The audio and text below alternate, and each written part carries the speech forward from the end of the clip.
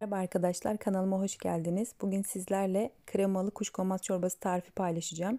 Bu çorba hem şifa deposu hem de kremalı olduğu için yumuşak içimiyle evdeki herkesin beğenerek yiyeceği, çocuklarınıza da gönül rahatlığıyla yedirebileceğiniz bir çorba. Kuşkonmazı etlerin ve balıkların yanında garnitür olarak da kullanabilirsiniz. Ama biz ailecek çorba halini daha çok seviyoruz. İki çeşidi var kuşkonmazın, yeşil ve beyaz. Beyaz kuşkonmaz bu çorbaya daha çok yakışıyor. Yeşilini de kullanabilirsiniz ama. Şimdi malzemelerimize geçiyoruz. Bir bağ kuşkonmaz, 2 orta boy patates, 2 orta boy soğan, 1 bardak süt, 2 tepeleme yemek kaşığı un, 1 yemek kaşığı tereyağı, 1 paket krema, baharat olarak da tuz, karabiber ve muskat cevizi kullanacağız. Ben çekilmiş halini vardı. Çekilmiş halini kullandım ama siz elinizde tane muskat varsa onu da rendeleyebilirsiniz. Çorbamızın yapımına geçmeden önce şpargıları ben sadece yıkadım. Kabuklarını soymadım. Ama bu dışarıdaki parlak kabuklarının mutlaka soyulması gerekiyor. Eğer soymazsanız bunlar kalın böyle kılçıkımsı bir yapıda. Çorbada hiç hoş olmayacaktır. Bir şekilde süzmeniz gerekir daha sonrasında. O da çok uğraştırıcı olur. En baştan bu şekilde bir patates soyacağıyla soymak gerekiyor. Ve daha sonra da en son bu alt tabanlarındaki bölümleri temizleyip şpargılarımızı tamamen temizlemiş oluyoruz. Şpargıları temizleme işlemi bittikten sonra soğanlarımızı küp küp doğrayıp hazır hale getiriyoruz. Soğanları çok küçültmek zorunda değilsiniz. Zaten bütün malzemeleri en son blenderdan geçireceğiz.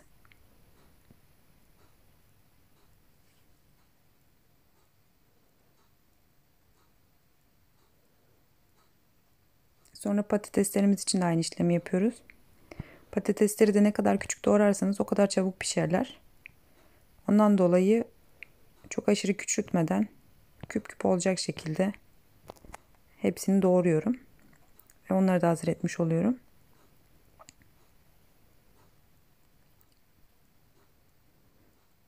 Şpargılarımı da yine küçük küçük şu şekilde gördüğünüz gibi doğrayıp hepsini hazırlamış oluyorum. Ama bunların hepsini soğanlar pişerken sırayla da yapabilirsiniz. Yeterince soğanların karamelize olmasını beklediğimiz için yeterince zamanımız oluyor bunları yapmak için.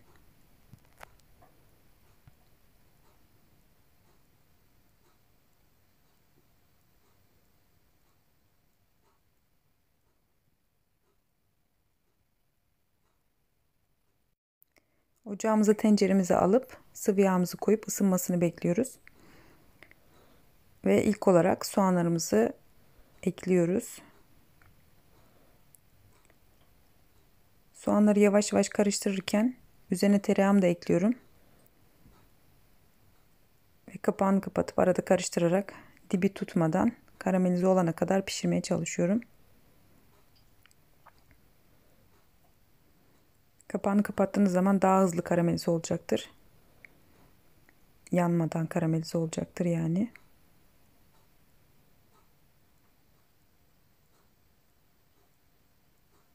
Burada soğanların iyice ölmesi ve tad alması önemli. Soğanlarımız altın sarısı rengini alana kadar kavurmaya devam ediyoruz. Ve altın sarısı rengini alınca bir tatlı kaşığının ucu kadar bir miktarda şekeri ilave ediyoruz ki karamelize olması daha kolay olsun.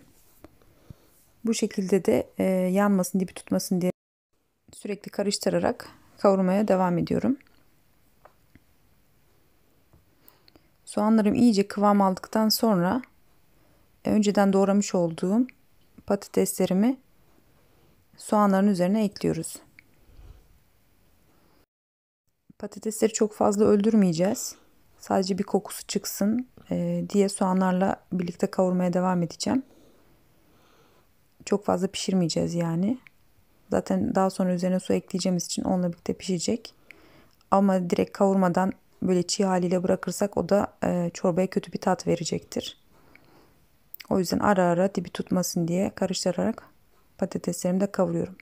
Patateslerin kavrulduğundan emin olduktan sonra üzerine daha önceden yıkayıp temizlediğimiz, doğradığımız kuşkonmazlarımızı da ekliyoruz. Ve yine patates nişastasını saldığı için ara ara dibi tutmasın diye altını karıştırarak hepsini birlikte harmanlayıp kavurmaya devam ediyoruz.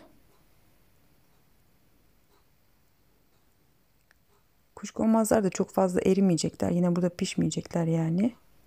Sadece dediğim gibi onlar da patates gibi bir kokuları çıkacak, bir çiğlikleri gidecek. Bu aşamadan sonra unumu ekliyorum üzerine. Unu ekledikten sonra şuna dikkat etmeniz gerekiyor.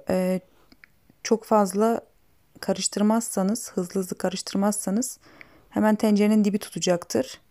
Bu da çorbanın rengini daha koyu kahve bir hale getirecek. Biz beyaza yakın olmasını istiyoruz. Bundan dolayı hızlı hızlı karıştırarak bir tur unun kokusu çıkana kadar kavuracağız. Daha sonra üzerine sıcak suyunu ekleyeceğiz. Sıcak suyu ilk başta 1 litre kadar ekledim. Kıvamını en son krema eklemeden önce eğer çok koyu bir kıvam olduysa da birazcık daha su ekleyerek açabilirsiniz. O yüzden ilk başta çok fazla su eklememek gerekiyor. Kıvamı daha kolay ayarlayabilmek için. Burada da sütümü ekliyorum. Buradaki püf nokta şu. Su kaynamadan önce ve baharatları atmadan önce süt eklemek gerekiyor. Yoksa süt burada kesebilir çorbayı. Yani tuz da kesebilir. Kaynayan su da kesebilir. O yüzden suyla birlikte sütü peş peşe ekliyorum. Ve yine dibi tutmasın diye ara ara karıştırarak çorbamı kontrol ederek pişirmeye devam ediyorum. Burada ikinci bir püf nokta da şu. Bu çorbaya süt koyduğum için kapağını kapattığınız zaman eğer başında durmazsanız veya mutfakta yanında olmazsanız taşabilir. Bundan dolayı kapağını yarım açık bırakarak pişirmeye devam edebilirsiniz. Dikkatli olmakta fayda var. Şimdi çorbamız güzelce kaynayıp piştikten sonra baharatlarını ekleyeceğiz. 1 yemek kaşığı tuz, 1 çay kaşığı karabiber ve 1 çay kaşığı muskat cevizi ekledim. Siz tuzunu kendi damak tadınıza göre de ayarlayabilirsiniz.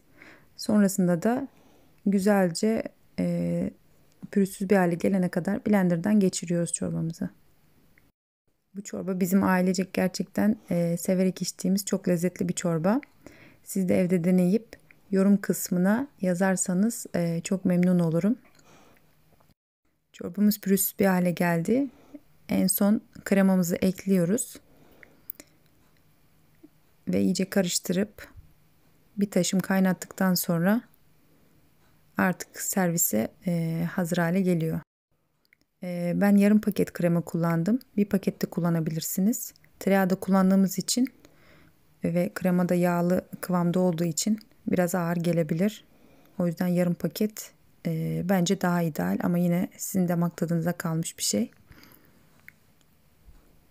Gerçekten çok güzel kıvamlı lezzetli bir çorba oldu. Şimdi servisimize geçiyoruz. Servis ederken çok az bir kekikle servis edebilirsiniz. Hepinize şimdiden afiyet olsun.